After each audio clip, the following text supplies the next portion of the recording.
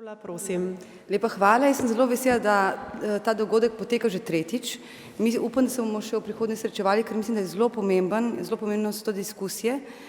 Še posebej mi je v veselje, da bomo danes govorili o izkušnjah migrantov, oziroma da je to nekako v naslovu. Jaz sem razmišljala, kaj naj pravzaprav povem, veliko od tega bi lahko rekla, nekako pa sem želela nekako izpostaviti neke ovire, neke pasti, s katerimi se srečujemo kot raziskovalci tistih pač migrantov, beguncev, oziroma ko hočemo raziskovati, pisati o izkušnjah migrantov in beguncev. Predvsem te ovire, ta analiza teh ovir izhaja predvsem iz tega, kar sem sama počela, torej malo samokritike, in pa tega, kar delajo moji študenti, pa tudi drugi raziskovalci. Torej prva past, ki je verjetno vsem nam jasna, je homogenizacija. Zelo pogosto nekritično uporabljamo množinsko formo, migranti, begunci. Jasno je, da se ni vselej mogoče izogniti posplošitvam, ampak pogosto gre za nereflektirano homogeniziranje. Gre za nekako to, da nimamo jasne zavesti, da je kategorija migrant, begunec popolnoma skonstruirana. Recimo antropologinja Malki je rekla, da med ljudmi, ki jih vidimo kot enovito skupino, dejansko ni nobenih podobnosti, torej enovito skupino migrantov, beguncev. Gre za skupine, ki se vzpostavijo nepričakovano. V enaki situaciji se znajdejo ljudje, ki se v svojih običajnih življenjih nikoli ne bi srečali. V bistvu gre za skupine, ki jim je skupen le spomin, da so v danem trenutku v dani situaciji. Zato Malki te skupine imenuje naključne skupnosti spomina. In pogosto, če pogledamo na ljudi, s katerimi imamo opravka, ki so recimo ta trenutek v Sloveniji ali pa so šli po balkanski poti, pogosto celo tega ni, torej so v isti situaciji, so bili mogoče prej ali pa pol, ampak tudi tega skupnega spomina ni. Zato moramo jaz nekako mislim, da dejansko teh migrantov, teh oseb ne povezuje nič esencialnega. In De Genova, zelo dober raziskovalec tega področja, je rekel, ključnega pomena se rigorozno izogniti pasti podpiranja kulturalističnih idej o generični imigrantski izkušnji. Tisto, kar pa je vseeno skupno vsem tem osebam, ki so recimo prišle po balkanski poti, je, da so strani oblasti, različnih oblasti evropskih držav, uvrščeni v kategorijo migrant in da bodo zelo verjetno deležni obravnave v skladu s to kategorijo. Druga past, ki se mi zdi pomembna, je naturalizacija migrantske ilegalnosti.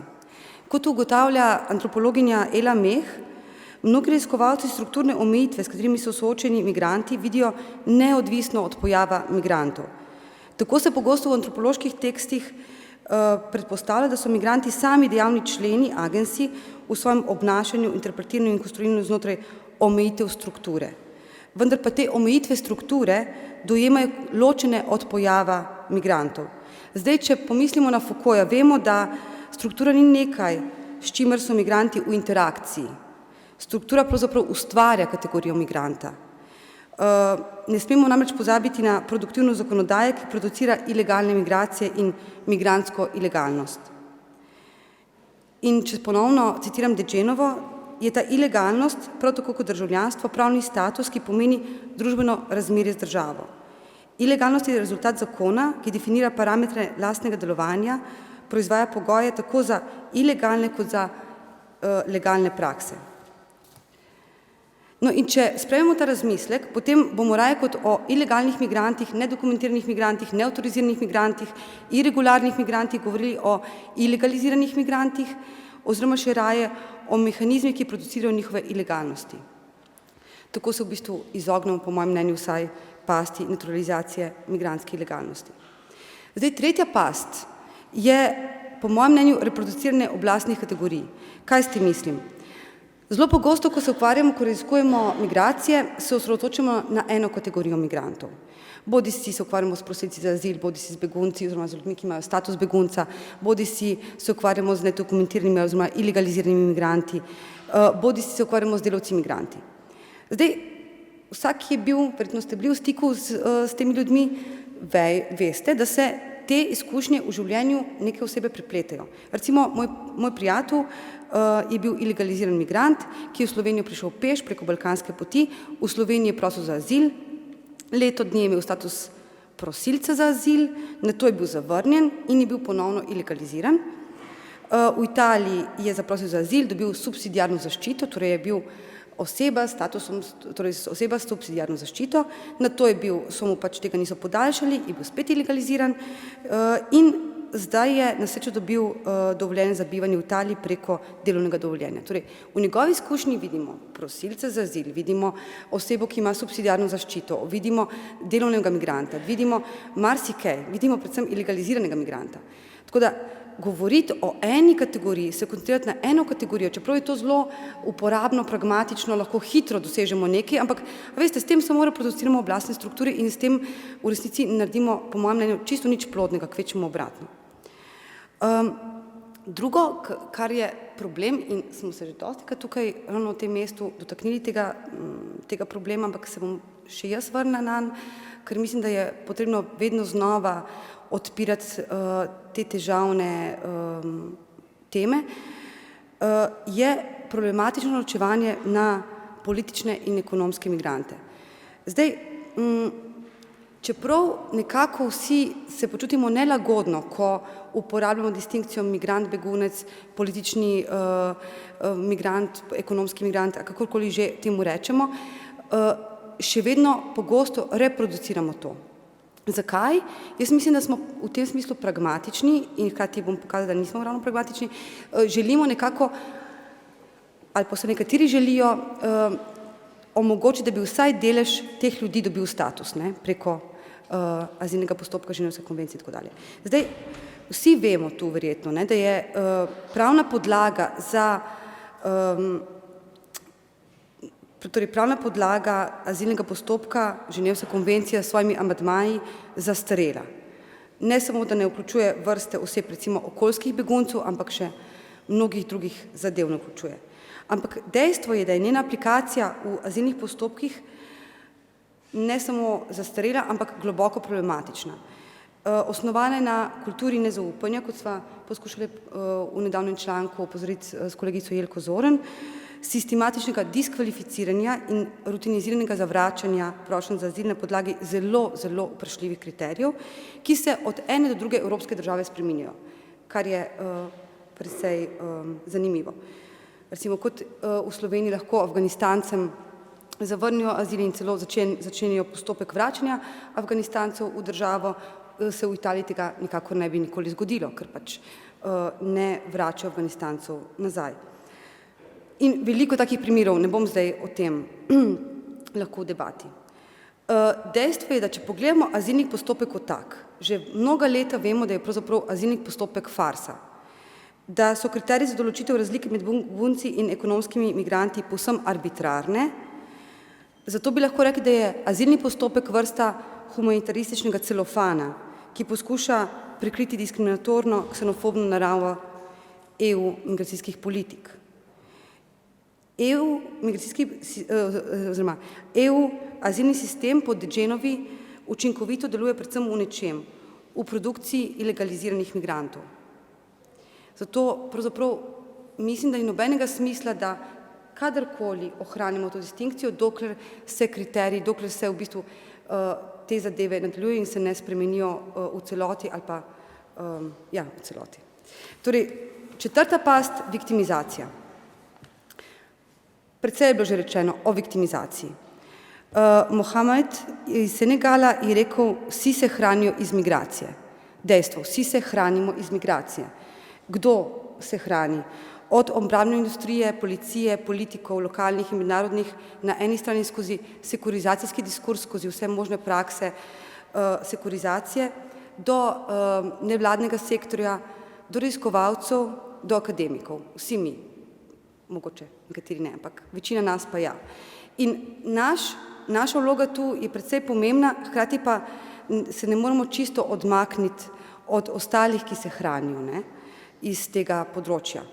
Zato je toliko pomembnejše, da smo popolnoma ali pa čim bolj etični, ko se hranimo iz njega. Ne gre za to, da vedno eksplicitno kot raziskovalci, akademiki promoviramo viktimizacijski diskurs. Ne gre le za to, da pač smo odprto pokroviteljski, da odprto te osebe postavljamo na neko infantilno raven in se gremo dobrodelneža. Gre tudi za to, da zelo pogosto precej latentno ali pa precej manj očitno ohranimo viktimizacijo in tudi humanitarizem. Tako recimo pri izbiri sogovornikov kot tem, s katerimi se ukvarjamo, tako pri načinu pisanja in uporabljenih metafor.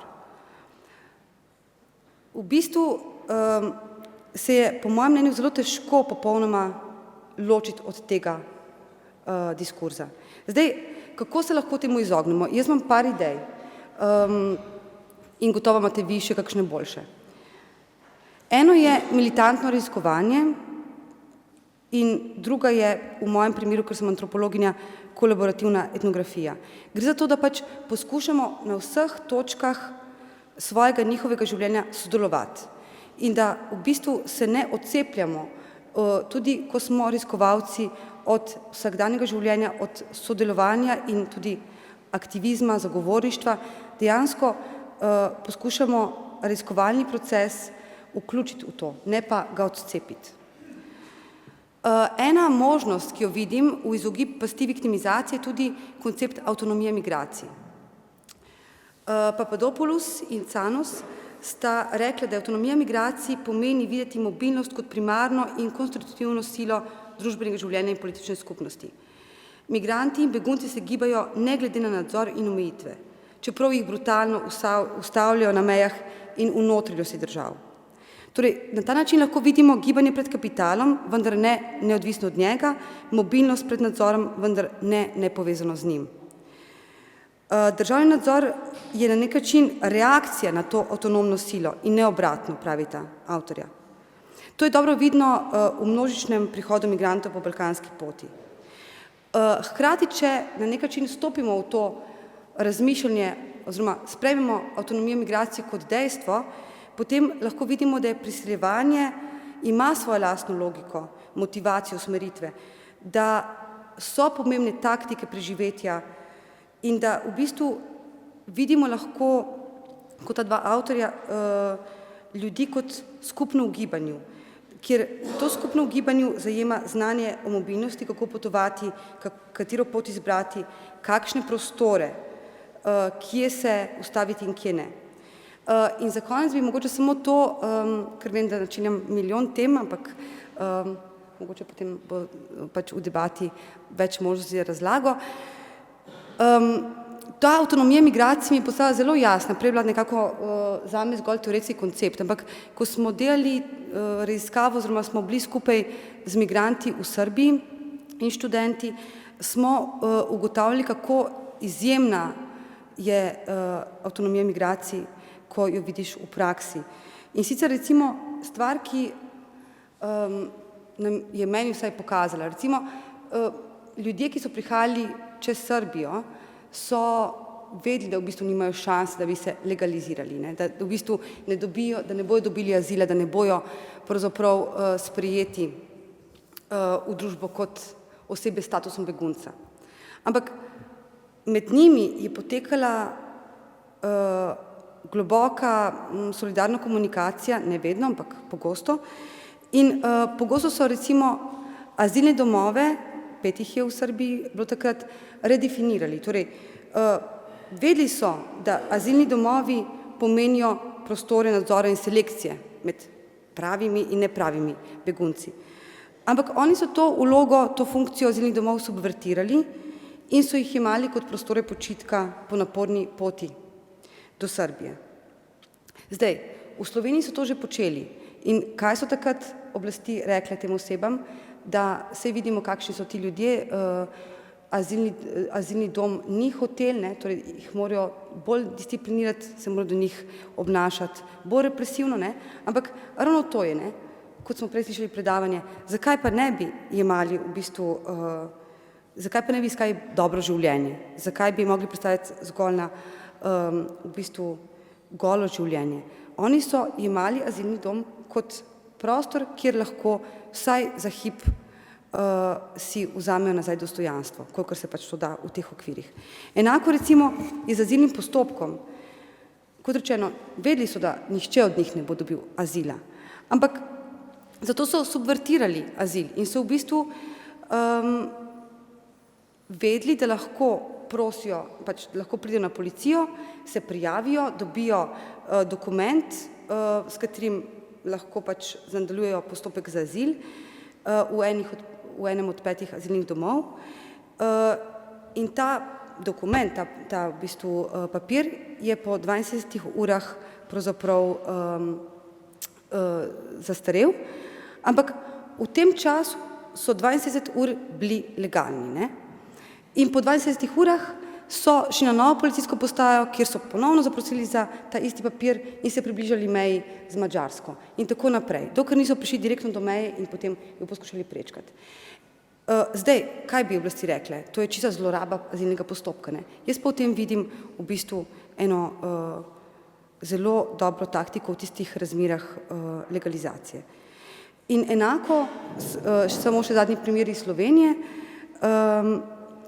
verjetno nekateri od vas veste, da je osebam, ki prihajajo iz Irana, ta trenutek možnost, da bi dobili azil, je pri njih ta trenutek precej majhna, skorajda nična, ima tako imenovane zamrznjene postopke za azil. In nekateri od njih so prišli v Slovenijo in so pač rekli, da pač dejansko v Iranu niso mogli biti krščeni in so prišli v Slovenijo in se krstili kot evangeličani, ne? Nekateri so to naredili zato, ker so čutili, da so evangeličanske vire. Drugi so naredili zato, ker so v tem videli taktiko, da bi dlje časa ostali v Sloveniji. Toliko.